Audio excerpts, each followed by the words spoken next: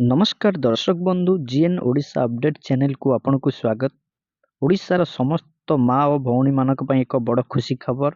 आपण माने जे सुभद्रा योजनार अपेक्षा थिले ताहार नुआ पर्याय आवेदन एप्रिल 1 तारिख रु आरंभ होई जाईछि।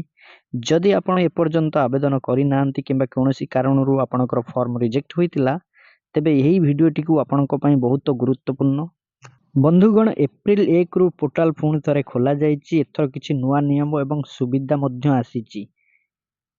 जो भौणी माने पूर्व आवेदन करि नथिले किंबा जो मानकर बयस एबे 21 वर्ष पूर्ण होइछि सेमाने नुआ करी आवेदन करि परिबे।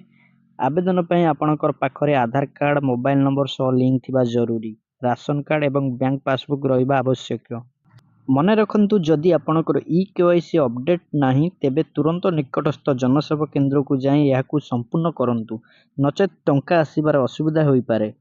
आउ गोटे कथा अनेक लोक अभियोग करिसेंती कि सेमानकर आवेदन पेंडिंग रहिछि। एथर सरकार प्रक्रिया को आउरी सहज करिसेंती। आपण निजे मध्य ऑनलाइन माध्यम रे किंबा अंगनवाड़ी केंद्र को जाई फॉर्म दाखल करि परिबे। आवेदन करिबा समय रे निजर बैंक खाता सहित आधार सीडिंग होईछि कि नाही ताहा निश्चित भावे जांच करंतु। आशा करूची এই सूचनाटी आपणक पई सहायता हेबो। जदि आपणक मनरे कोनोसी प्रश्न अछि तेबे कमेंट बॉक्स रे निश्चित जणांतु।